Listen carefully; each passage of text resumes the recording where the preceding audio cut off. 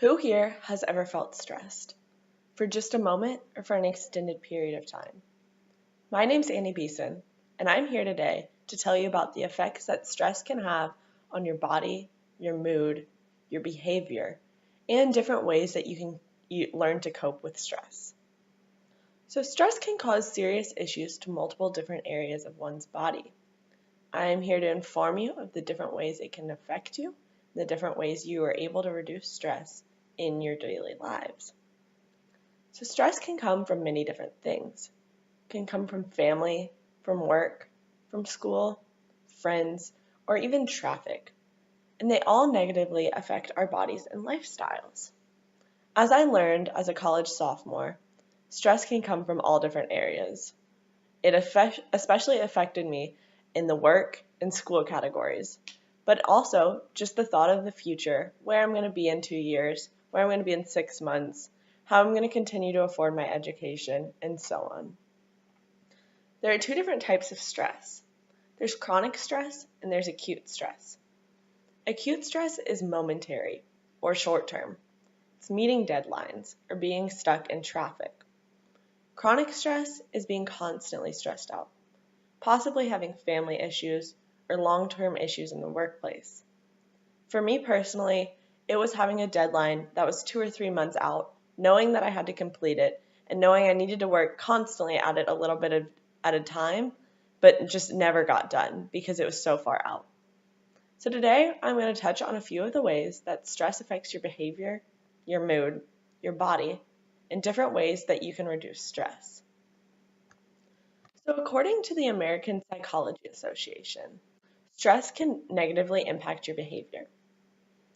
If someone is overly stressed, it can drastically change their personality.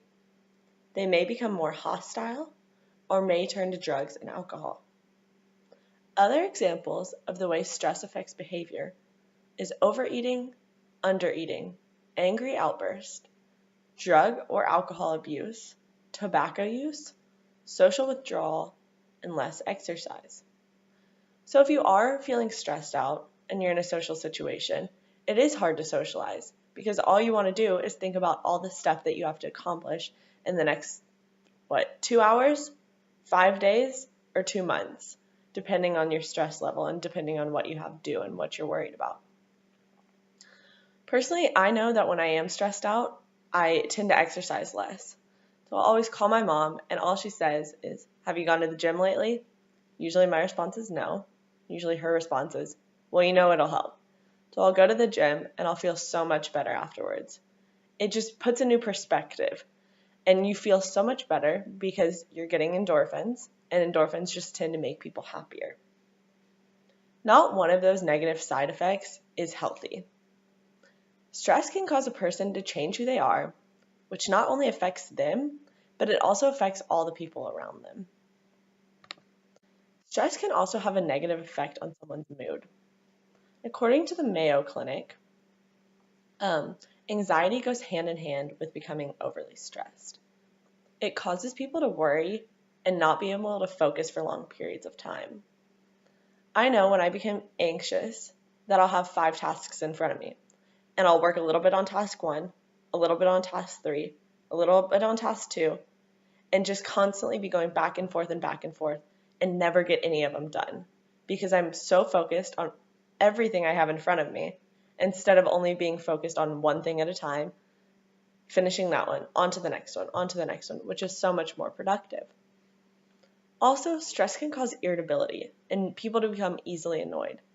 So when you become stressed out, you're hurting your friends and family's feelings because you're so easily annoyed.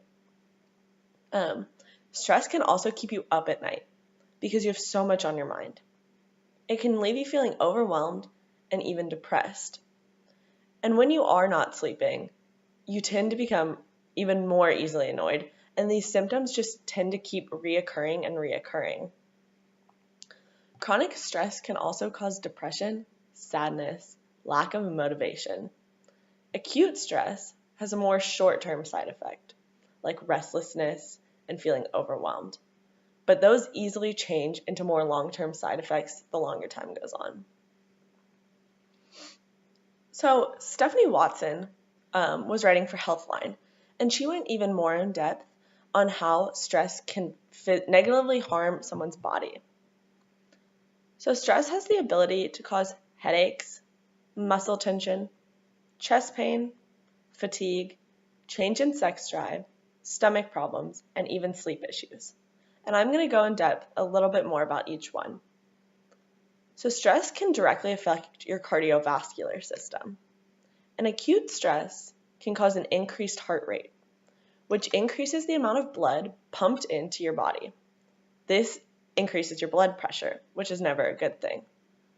If it is acute stress, the body can just return to its normal state and start over. But when it's chronic stress, it can create a long-term issue.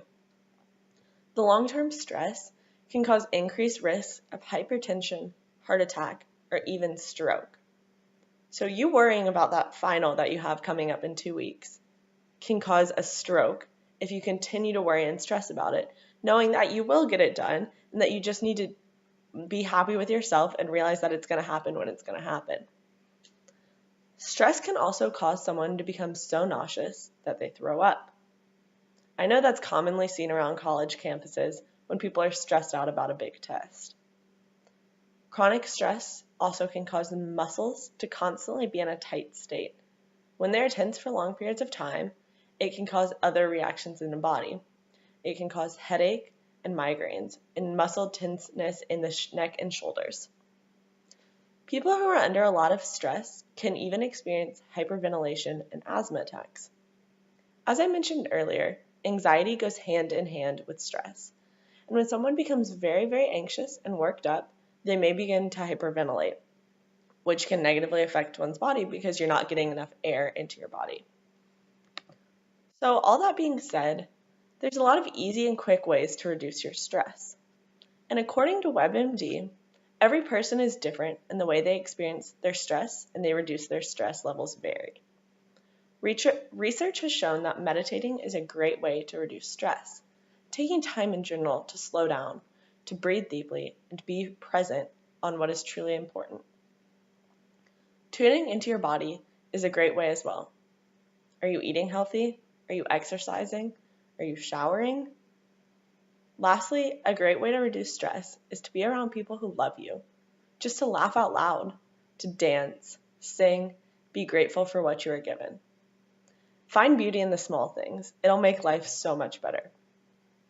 So it's easy to get stressed out with everything that's happening around us. There's so many negative ways to cope with stress, like drinking and becoming overwhelmed, but there's so many better alternatives. If you take away one thing from this speech, let it be this.